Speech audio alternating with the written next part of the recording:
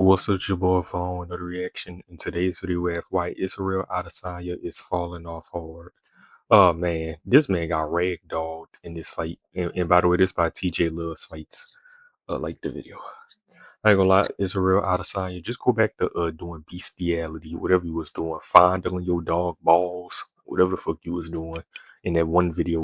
Some UFC legends go out sad. Izzy had to pay the piper last Saturday, unfortunately, and is continuing to go out sad. And out of the Like, yeah, this look OD pause. 4 losses Like, in this nigga on top him, like. streak, in my opinion, this is the toughest one to watch, just because you can clearly see he just doesn't have it anymore. He had a very good first round, and the leg kicks were money. But when he started to brawl, he decided to get in the mix of things. He unfortunately crumbled, got mounted easily, and the rest is history. But why do some fighters go out sad at the end of their careers? Israel Adesanya, Anderson Silva, Tony Ferguson, BJ Penn were all once legends who dominated their competition but went on horrible, very bad skids at the tail end of their careers.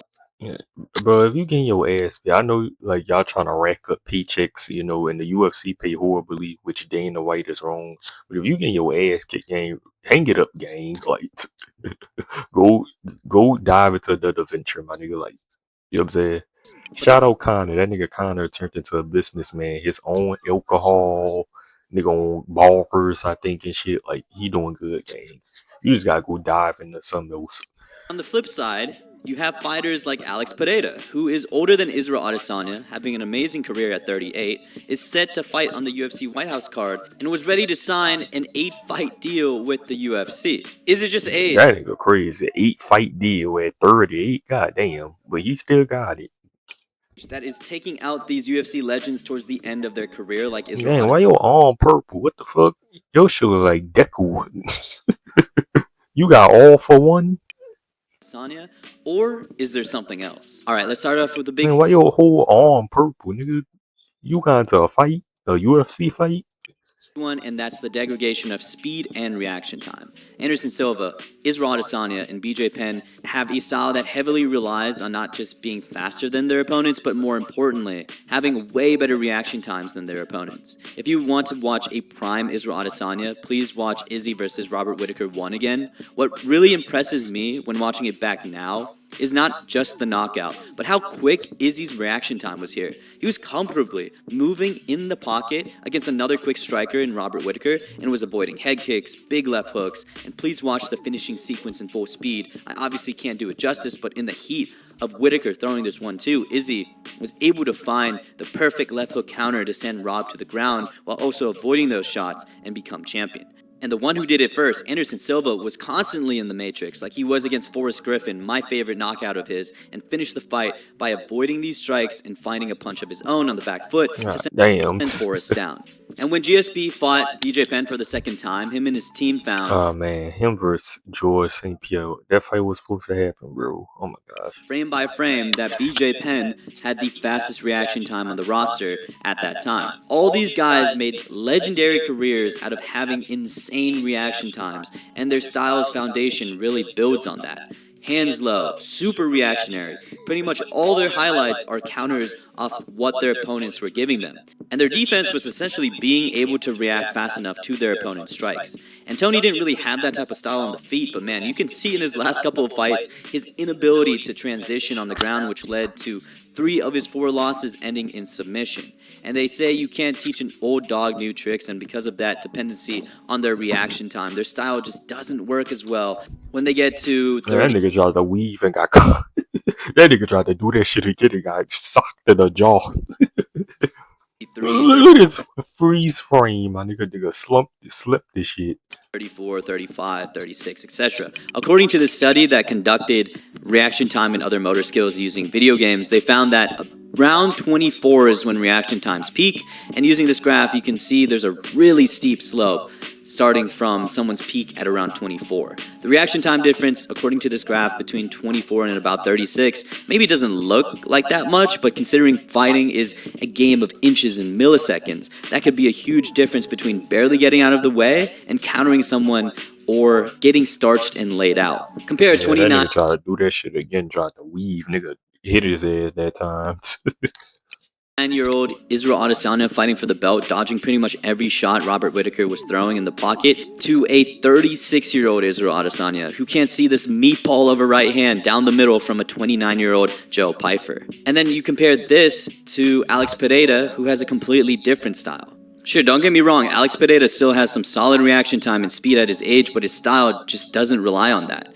His style is mostly pressure and power and finding an opening for a kill shot. They say power is the last thing to go, and even if Alex doesn't have the speed or reaction time he used to, he still has that. Bro, I'm not gonna lie, bro. Alex might be the GOAT. I ain't gonna lie, I might pick Alex over John Jones. Like, gang, this nigga still fighting. Like, who he fighting again? I got bad memory.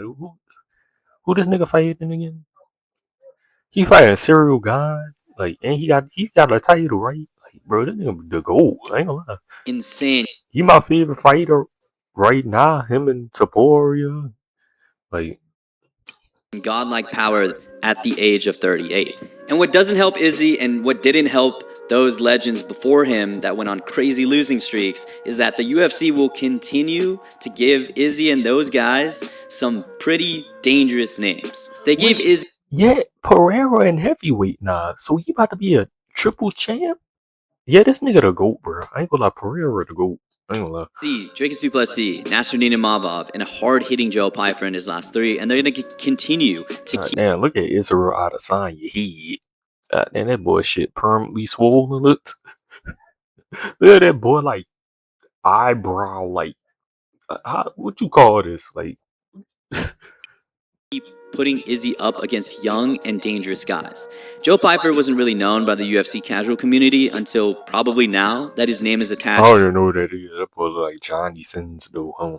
to knocking out a legend and a star in Izzy, and same with Nasruddin Imavov. People are going to continue to keep eyes on these young prospects because now they know them as the guy that knocked out Israel Adesanya. And that definitely propelled their stock. And Israel Adesanya should know this very well, as he did the same thing to Anderson Silva in a classic passing of the torch moment that added a legendary name in Anderson Silva to his resume and probably got his stock way up during his run to the belt when he was 28 or 29. Unfortunately, the legendary name that they have is going to work to these guys' detriment when they're older because their name still sells even if their reaction time, speed, and youth doesn't.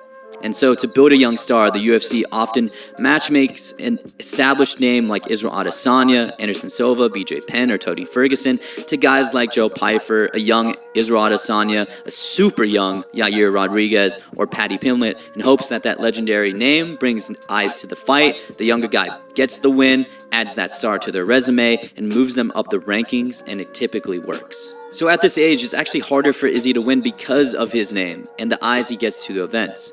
Izzy is not going to get the Michael Chiesa treatment, and they're not going to give him a layup of a fight like Nico Price. They're going to keep milking Izzy's name until he's on like an 8 or 9 fight losing streak.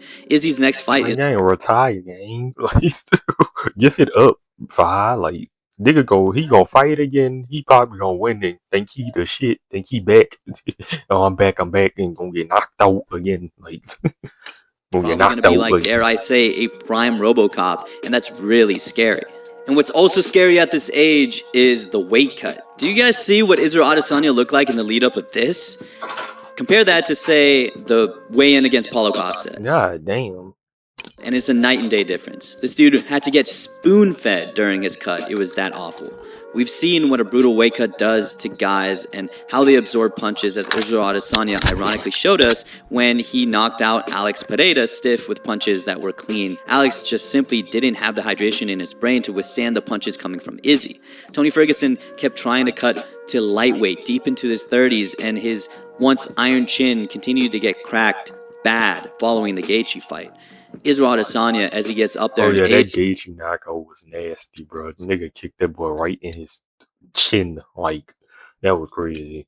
is just going to keep having brutal weight cuts, and it's going to be so much harder for his body to try to make 185. That's why on the flip side, Alex Pereira moving up from 185 to 205 and now heavyweight is such a great career move because he's 38 years old. No way is his ass making 205 anymore, let alone 185 at that age. What's crazy is that BJ Penn did the opposite. He went from welterweight and then As he aged, he actually started going down to try to get more success at lower weight classes and ended up facing a 24-year-old Yair Rodriguez at featherweight and got starched. And now, unfortunately, doesn't even think his family's real anymore. If Izzy does actually, What?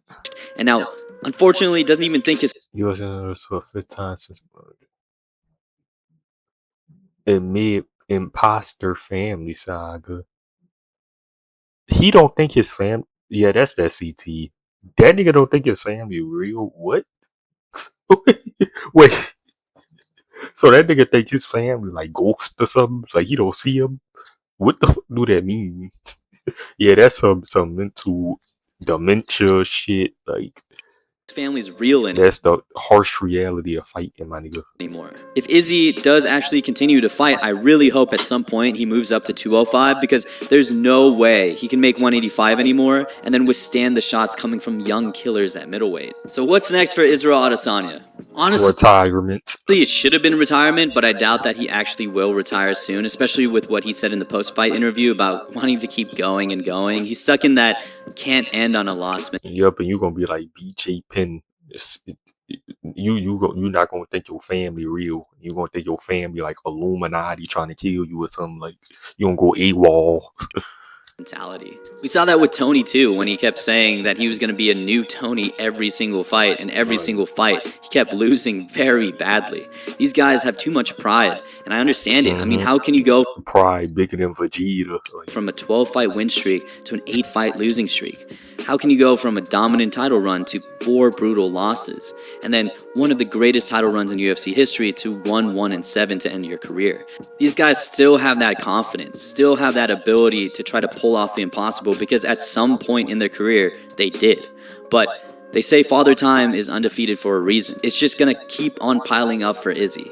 Izzy is going to keep on getting young killers, not have the reaction time to avoid the shot from those said young killers, or the fluid in his head to sustain those shots, and if he doesn't cut his losses now, he's going to end up like these guys. So what's next for Israel Adesanya? When do you think he's going to retire? Is he going to continue to go on like a 5, 6, 7-fight losing streak? Should he move up to light heavyweight, try to see some success there, and not have to make a brutal weight cut down to 185 and get punched out by a guy like RoboCop? yeah, you're not being them young prospects, gang. Like you not lead a football before the football leaves you. The football lifting. Like hang it up, fries. Like